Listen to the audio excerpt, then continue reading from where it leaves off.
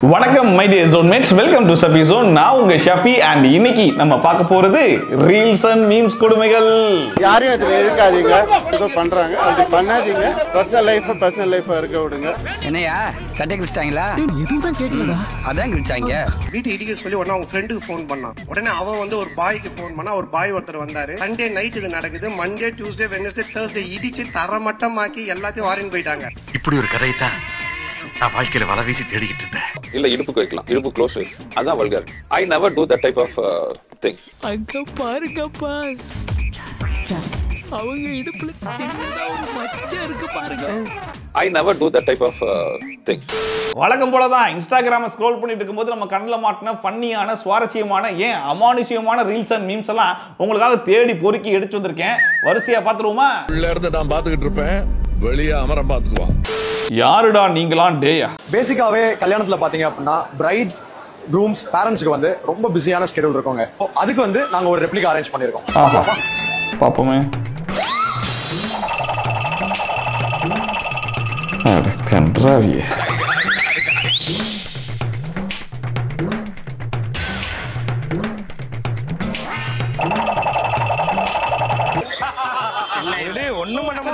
நல்லா இருக்குடா, சூப்பரா இருக்கு. அதாவது மூக்கு புடப்பா இருந்தா இந்த மாதிரிலாம் யோசிக்க தோணும்னு சொல்லுவாங்க பாத்தீங்களா? அதுக்கு பெஸ்ட் எக்ஸாம்பிள் இதாண்டா.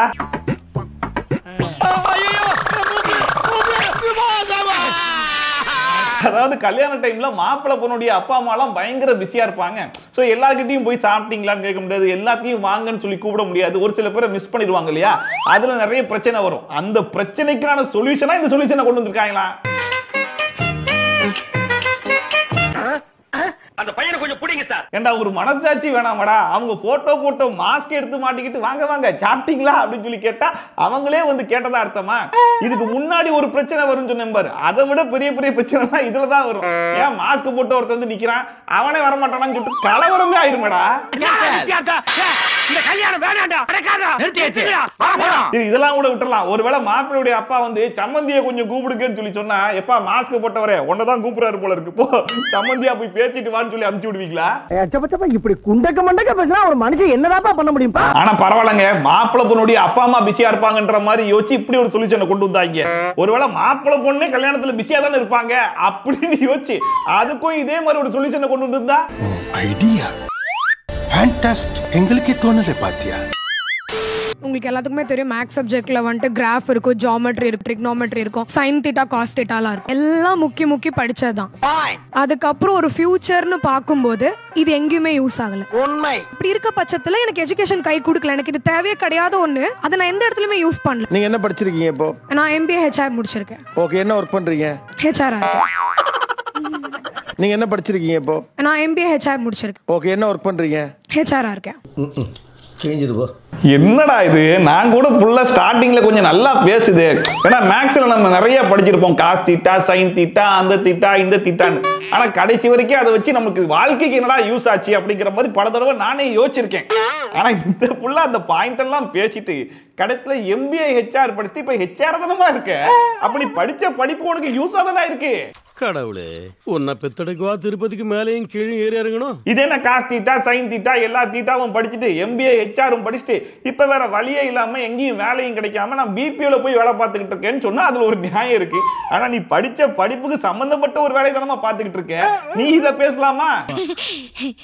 சாரி கார்த்தி, நான் தெரியாம. என்னோட மெயின் டார்கெட் ஆடியன்ஸ் பாத்தீங்கன்னா கிட்ஸ், ஃபேமிலி ஆடியன்ஸ். அவங்க அதை ரசிக்கிற மாதிரி ரொம்ப vulgar double meaning dialogue I never keep in my movies. இந்த முடி முடிச்சா ஒரிஜினல் ட்ரெண்டனால தப்பிக்க மனசே வராது. அப்படி டபுள் மீனிங் டயலாக் ஒருவேளை இருந்தால் அது நான் அந்த தாட்ல வச்சு நீங்க ஒருவேளை நம்ம பாயிண்ட் ஆஃப் வியூல டபுள் மீனிங் டயலாக்கா தெரியல. ஐ நெவர் ரைட்டிங் ஸ்டைலே I avoid double meaning dialogue. Then வல்கரான lyrics. Then other thing is இந்த கிளாமரா ஹீரோயின் வருவாங்களே ஒழிய ஆங்கிள் தான் முக்கியம். நீங்க புடவை கட்டிட்டு இருந்தாங்க ஒரு தப்பான ஆங்கிள் காட்டலாம்.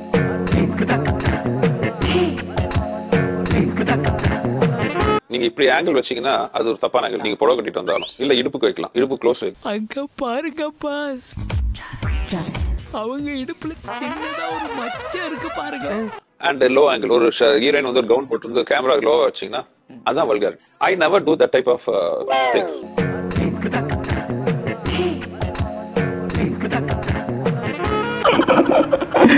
சிரிக்கிறதா அழுகிறதான்னு எனக்கு ஒண்ணுமே புரியல. கிட்டத்தட்ட கீழே டிஆர் ஒரு ரியாக்ஷன் கொடுத்துருக்காரு பாத்தீங்களா? இவர் பேசும்போதெல்லாம் எனக்கும் அதே மாதிரி தான் ரியாக்ஷன் வருது. என்னது அது பண்ணலையா, என்னது இது பண்ணலையா, என்னது கிட்ஸ் ஃபேமிலி தான் அவங்களுடைய டார்கெட் ஆடியன்ஸா?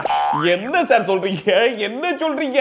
நேராக பேச ரொம்ப ரண கொடூரமா இருக்கேன். இது ஓவரா தான் போய்கிட்டு இருக்கோமோ? போவோம், என்ன பண்ணிடுவானுங்க? அதுலயும் பாருங்க, டபுள் மீனிங் காமெடி எல்லாம் ரைட்டிங்லேயே தூக்கிடுவாராம். ஒருவேளை அதை தாண்டி ஒரு டபுள் மீனிங் காமெடி நீங்க பாத்தீங்கன்னா என்னுடைய பாயிண்ட் ஆஃப் வியூல அது டபுள் மீனிங்கா இருக்காது. நீங்க தான் அப்படி புரிஞ்சுக்கிறீங்கன்றாப்ல. முன்ன பொண்ணுங்களை பார்த்ததே இல்லையா? முன்னதான் பார்த்தோம், பின்னாடி தான் நீ பார்க்க விட மாட்டியே. அதான் இந்த காக்கா நீ எப்ப பேசலாம் வருது, ஏன்டா அதே மாதிரி பேசுற? எல்லாத்தையும் கூட விட்டுறலாங்க, ஆனா கடைசியா கிளாமரான ஹீரோயின்ஸ் வருவாங்களே தவிர்த்து ஆங்கிள் தப்பா வைக்கவே மாட்டாராமா. அதுலயும் குறிப்பா டாப் ஆங்கிள்லாம் வைக்கிறது ரொம்ப தப்பு, இடுப்புக்கு ஒரு சாட் வைக்கிறதுலாம் ரொம்ப தப்பு, அதெல்லாம் நான் பண்ணதே கிடையாதுன்னு வாய்க்கூசாம போய் சொல்றாப்லையே.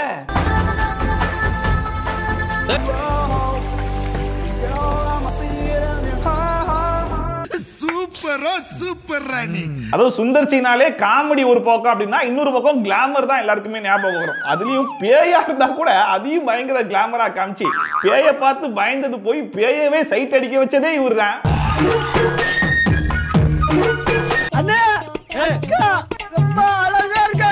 இப்ப மனுஷன் உட்கார்ந்து என்னென்னமோ கதை விட்டுக்கிட்டு இருக்காப்ல. இதுல ரொம்ப பாவம் யாருன்னா ஆப்போசிட்ல உட்கார்ந்து ஒருத்தர் கேட்டுக்கிட்டு இருக்காரு பாருங்க, அவர் தான். ஏன்னா இவர் படத்தை எல்லாத்தையும் பார்த்து அதுல என்ன இருக்குன்ற வரைக்கும் இவருக்கு நல்லா தெரியும்.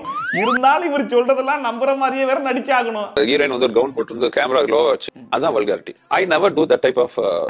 உண்மைதான் நம்புறேன். தெரிஞ்ச புள்ள வாங்க. இங்க சிவகங்கையில இந்த ஒரு ஃபெசிலிட்டி இருந்தா இன்னும் நல்லா இருக்கும் அப்படின்னா எதை நீங்க நினைக்கிறீங்க? பீச். அந்த ஆங்கரை கடுப்பாச்சு. என்ன கேட்டேன், ஃபெசிலிட்டி கேட்டேன், பீச் வேணுங்கிற. இது ஒரு நல்ல இடமா பார்த்து சொல்லுமா, ஒரு நல்ல பீச்சா கட்டி கொடுத்துடலாம். யாருமா நீ? ஃபெசிலிட்டி இருந்தா இன்னும் நல்லா இருக்கும் அப்படின்னா எதை நீங்க நினைக்கிறீங்க? பீச்.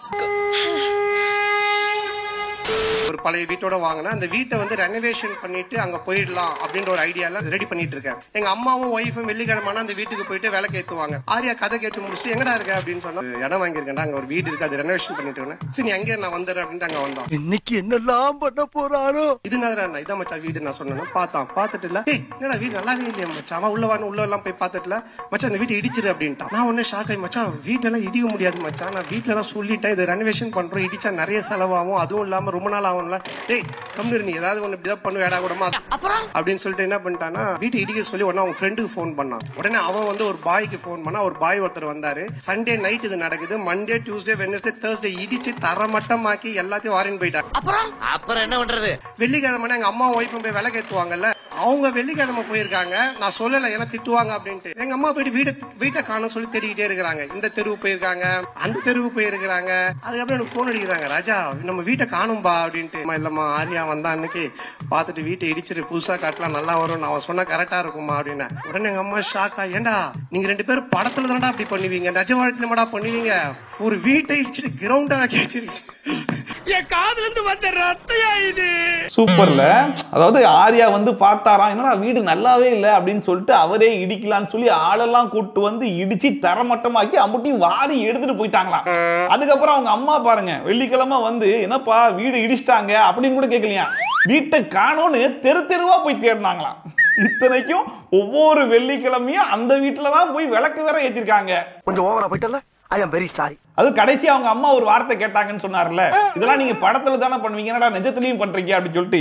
உண்மையிலேயே இந்த கதையை படத்துல பண்ணிருந்தா கூட கொஞ்சம் சுவாரஸ்யமா தான் இருந்திருக்கும் போல இருக்கு. தர்ஸ்டே இடிச்சு தரமட்டமாக்கி எல்லாத்தையும் வாரின்னு போயிட்டாங்க. இப்படி ஒரு கதையை தான் நான் வாழ்க்கையில வலை வீசி தேடிக்கிட்டு இருந்தேன்.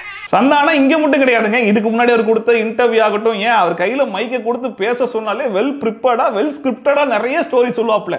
அந்த கதைகள்லாம் பயங்கர சுவாரஸ்யமா இருக்கும். ஆனா கொஞ்சமாச்சு நம்புற மாதிரி இருக்குமான்னு சொல்லி கேட்டீங்கன்னா தத்தியமா இருக்காது. கேட்ட பையன் சார் இந்த பால்சாமி.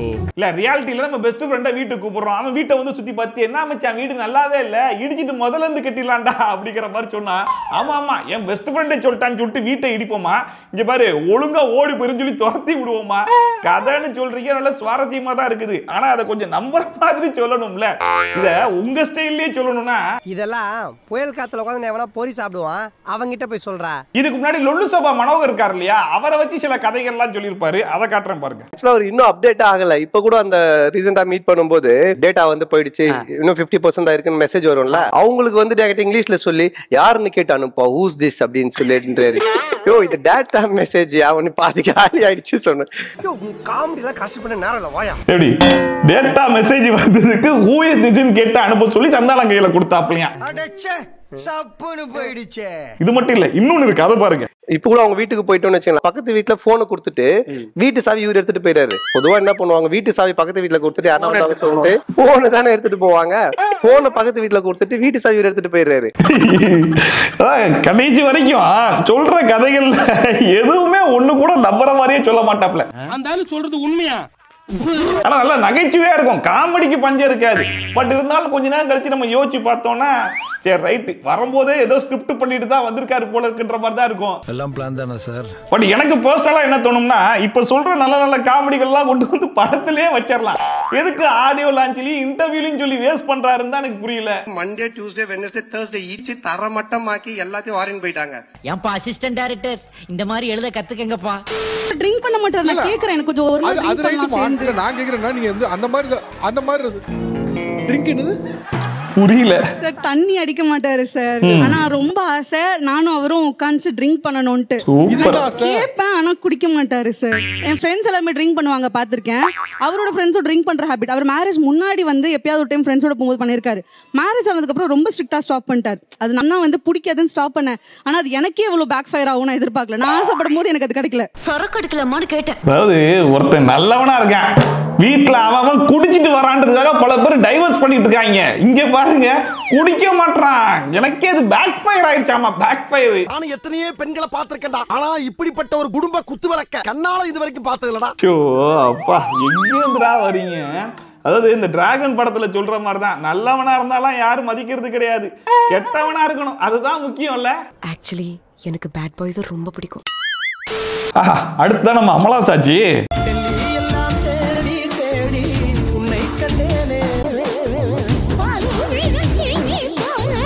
ஆத்துமா சுளுக்கிக்க போகுது.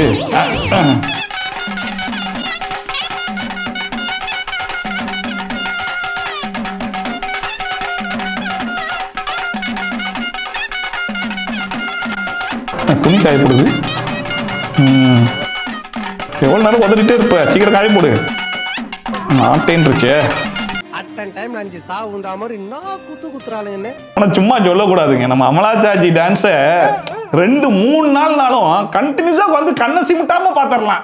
அதெல்லாம் சிரிச்சுக்கணும். தனியா உட்காந்து ரொம்ப ஆழ்ந்து சிந்திச்சுட்டு குழப்பிக்கிட்டு இருக்க கூடாது. என்னடா திடீர்னு இந்த பாட்டை எடுத்து வந்து டான்ஸ் ஆடிருக்காங்கன்னு சொல்லி பாக்குறீங்களா? அது ஒண்ணும் இல்ல, குட் பேட் அக்ரில ஒரு பாட்டை போட்டு விட்டாங்க இல்லையா, அதுக்காக ரீக்ரியேஷன்.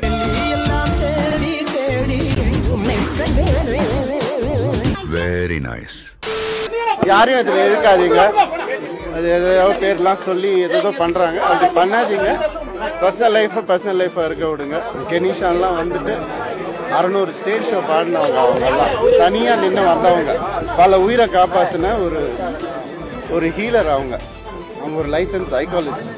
அவங்கெல்லாம் அப்படிலாம் இழுக்காதீங்க. நானும் அவங்களும் ஒரு ஃபியூச்சரில் ஒரு ஹீலிங் சென்டர் ஆரம்பிக்கணுன்றதான் எங்களுடைய நோக்கம். பல பேருக்கு உதவணுன்றது தான். அதை கெடுக்காதீங்க, அதை யாரும் கெடுக்கவும் முடியாது. உலகம் 1000 சொல்லும், ஊர் 1000 சொல்லும். ஆனால் நமக்குன்னு நம்புறவங்க சில பேர், நமக்குன்னு பிடிச்சவங்க, நம்ம ஃப்ரெண்ட்ஸாக இருக்கலாம், குழந்தைங்களா இருக்கலாம், யாராக வேணா இருக்கலாம், அவங்க முன்னாடி நம்ம என்றைக்குமே தலை குனியக்கூடாது. அவங்க முன்னாடி ரீசெண்டா நம்ம ரவி மோகனுடைய இஷ்யூ நிறைய பேர் பார்த்துருப்பீங்க சோசியல் மீடியால. பேசாத ஆளே இல்லைன்ற அளவுக்கு எல்லாருமே இறங்கி ஏதோ அவங்க குடும்ப பிரச்சனை மாதிரி இறங்கி பேச ஆரம்பிச்சிட்டாங்க. என்னையா சட்டை கிழிச்சிட்டாங்களா? எதுவும் கேட்கலடா, அதான் கிழிச்சாங்க. சரி, பேசுறவங்க பேசுறாங்கன்னா பாக்குறவங்களும் பரவாயில்லையே, பிக் பாஸ் ஷோ மாதிரி நல்லா சுவாரஸ்யமா இருக்குது, நம்மளும் பார்ப்போம் அப்படின்னு சொல்லிட்டு பேசுறதெல்லாம் உட்காந்து தேடி தேடி வேற பார்க்க ஆரம்பிச்சிட்டாங்க. சார் அப்படியே மெயின்டைன் பண்ணுங்க சார், உருப்பட்டுருவான். பட் அவர் சொன்ன மாதிரி தான் இது அவருடைய பர்சனல் சாய்ஸ். ஒவ்வொருத்தரும் தனித்தனியா என்ன கோ த்ரூ பண்ணிருக்காங்கன்றது அவங்களுக்கு அவங்களுடைய மனசாட்சிக்கு மட்டும் தான் தெரியும். இவங்க சொல்லும்போது இவங்க சொல்றதுல நியாயம் இருக்குது, அவங்க சொல்லும்போது அவங்க சொல்றதுல நியாயம் இருக்குது அப்படிங்கிற மாதிரி தான் இருக்கும். நம்ம கண்டமேனிக்கு 2 பேரையும் போட்டு திட்டுறது இல்லாம இப்ப புதுசா வந்த பொண்ணையும் போட்டு திட்ட ஆரம்பிச்சிட்டாங்க. அதாவது இப்பதான் டைவர்ஸ் அப்ளை பண்ணிருக்காங்க, வேணான்ற மாதிரி 2 பேரும் செப்பரேட் ஆயிருக்காங்க. இப்ப புதுசா ஒரு ஃப்ரெண்டு கிடைச்சிருக்காங்க. அந்த ஃப்ரெண்டோட வெளியே போறது தப்பு கிடையாது, ஆனா 2 பேரும் ஒரே மாதிரி ட்ரெஸ் போட்டு வெளியே போறது தான் ஒரு மாதிரி இருக்கு அப்படிங்கிற மாதிரி ஒரு டாக்கும் போயிட்டு இருக்கு.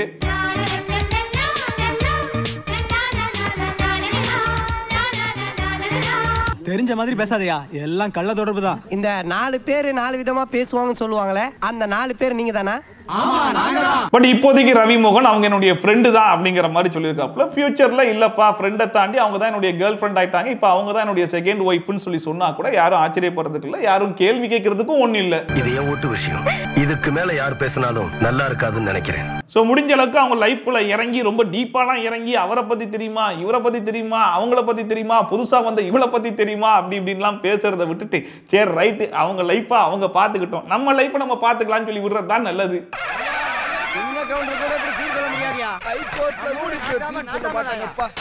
ஆனா இது புதுசா இருக்குனே, புதுசா இருக்கா? டெய்லி காலையில ஒரு முத்திரை பண்ணணும். அந்த முத்திரை பண்ணா 3 மாசத்துக்குள்ள லவ் வந்து செட் ஆயிரும். முத்திரை பண்ணி காட்டுங்க. ராசனழகப்பன் வரார் வரார் வரார்.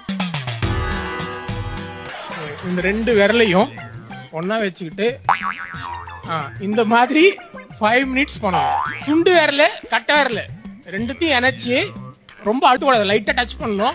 5 மினிட்ஸ் தினமும் காலையில பண்ணணும்.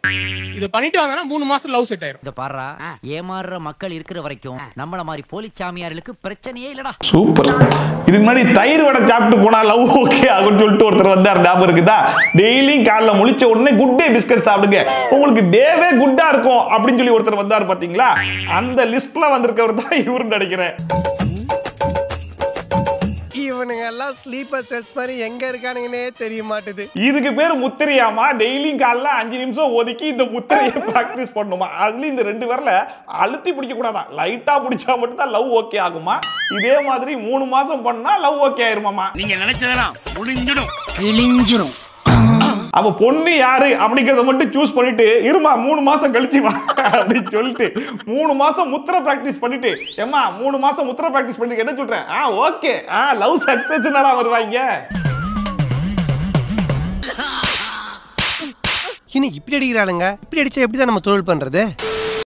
இறப்பை கேட்க வந்த உறவினர்களில் சிலர் வேலையை விட்டுவிட்டு வந்ததாகவும் ஆனால் பிரகாஷ் இறக்கவில்லை என்றும் ஆவேசம் அடைந்தனர்.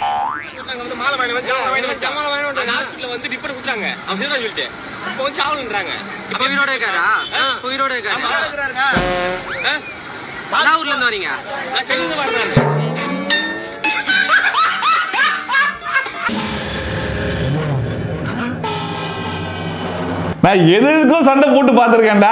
பிரியாணிக்காக கியூல நின்றேன், கடத்துல பிரியாணி இல்லைன்னு சொல்லிட்டாங்க அப்படின்னு சொன்னா கூட பரவாயில்ல. நான் செத்து போயிட்டான்னு நம்பி வந்து மாலையெல்லாம் வாங்கி சென்னையில இருந்து கிளம்பி வந்தேன், கடத்துல பார்த்தா அவன் பொழைச்சிட்டாங்க உசுரோட சொல்லி ஒருத்தன் கோவப்படுறத இப்பதான்டா முதல் தடவையா பாக்குறேன். இது வரைக்கும் பார்த்தது இல்ல, இப்பதான் பாத்துக்கிட்டே இருக்கேன். ஒருவேளை பொழைச்சி வரவங்க கிட்ட நல்லா இருக்கியாடா இப்ப ஓகேவான்னு சொல்லி கேட்காம, டேய் உனக்காக ஊர்ல இருந்து கிளம்பி வந்து இப்படி பொழைச்சிட்டியாடான்னு சொல்லி கேட்டா அவன் மறுபடியும் போய் பெட்ல படுத்துற மாட்டானா? வேலையை விட்டுவிட்டு வந்ததாகவும் ஆனால் பிரகாஷ் இறக்கவில்லை என்றும் ஆவேசம் அடைந்தனர்.